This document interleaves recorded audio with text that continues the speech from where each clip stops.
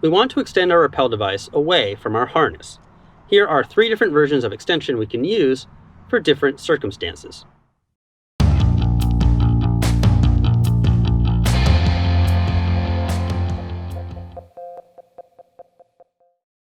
Hello, I'm Jason. Last week we did a video on 3 different ways to set up a rappel when we don't have a rappel device. In that video, we demonstrated each setup while maintaining an extension away from our harness. While there are many rappel extension options, today we are providing 3 possibilities. Just like last week though, I want to point out that we've already done a short video on the benefits of having a rappel extension, and you can check that out by following the link in this video's description. First, a couple of notes. You certainly could be using a personal anchor system or PAS. I don't want to get into the big and I find rather strangely overheated debate on PASs and if they are worth it. I'll just say that I don't use a PAS because I am most often climbing in the alpine, so I try to use the rope or slings as they are robust, multi-purpose pieces of gear. Lately, I've been carrying at least one aramid sewn runner because they are a little stiff, which makes them much easier to untie after loading. But you can use a lot of different runner materials for your extensions, given the low forces at play while on rappel. One last note though. Aramid is highly static, so just like Dyneema, we want to make sure we aren't taking stances that have our waists above our anchors because highly static materials can fail at high factor falls like factor 2 falls when the length of the fall is twice the distance as the length of material. I begin all 3 options by making my backup Autoblock first. This allows me to pull up slack in my rope and keep it there to work with more easily. Now, for the first option, I girth hitch the end of the aramid runner through both hard points on my harness. I prefer to use the hard points rather than the belay loop in order to keep my belay loop clean for my backup friction hitch and for clipping back my tether for redundancy, which you'll see in a minute. This is another overly heated debate, to use the hard points or the belay loop as the attachment point. There are pros and cons to each, and certain types of equipment sometimes come with recommendations to use one or the other. I think the short answer is that with slings, as long as you don't leave the extension permanently attached to whatever location you choose, creating excess wear on your harness, you are likely to be okay. There is a link in the description to an excellent write-up of this debate by Alpine Savvy. Back to our extension.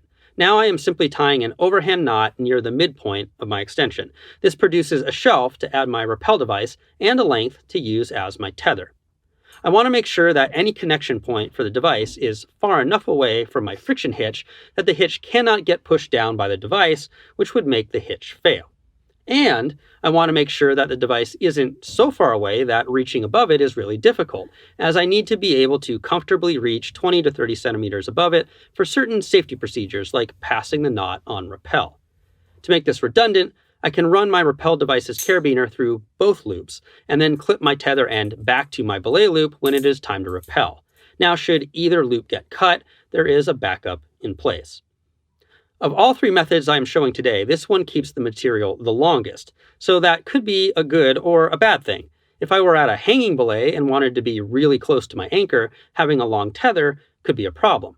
If I were on blocky terrain with generous stances and wanted to be able to move around, that extra length could be a good thing.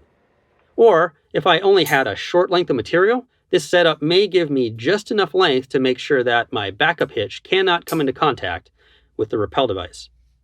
The next option takes slightly more material out of the runner, so it probably isn't good for use with a really short runner. This time, after completing my girth hitch, I'm going to start a figure 8 on a bight, but instead of pushing the final loop through to complete the knot, I am only going to push a double bight of that loop through. Now I take the remaining long end of the loop and pass it over and around the knot. This is the bunny ears knot or the Super 8 knot. It allows me to have 2 adjustable ears. As I push the slack from one ear, I can take that slack up into the other ear. So I can have 2 different loops of 2 different lengths. I've ended up with a shelf for the rappel device. Again, I can make this system redundant by clipping the device through all the loops around the knot, and I have 2 different tether points for 2 different lengths from the anchor. If I wanted to, I could really make this many different lengths by adjusting the ears as I saw fit. It's kind of an alpine lanyard. And no, One ear is not going to fail and get pulled through. That's been tested, and there is a link in the description to one series of tests, these done by How Not To. Plus, we have a carabiner going through all the loops, so a loop can't just pull through regardless. Again, I complete the redundancy setup by clipping the tether back to my belay loop once I'm on rappel. If I'm doing a lot of rappels over lots of potentially different stances and anchor types, this is one extension that I may choose because of its adjustability. The final setup takes up the most material, so if I have quite a length of runner that I want to make shorter so I can stay close to the anchor, I will typically use this. Again, I have my girth hitch through the hard points. Now I double the runner back towards me, but with some added length.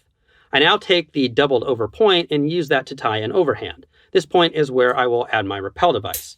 The free end is my tether. The master point for the device has 2 strands, and by clipping back, I am redundant again should this initial length get cut somehow. 3 different rappel extensions for different situations.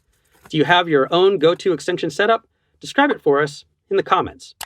Thanks for watching this video. Please like, subscribe, and share if you want to support us.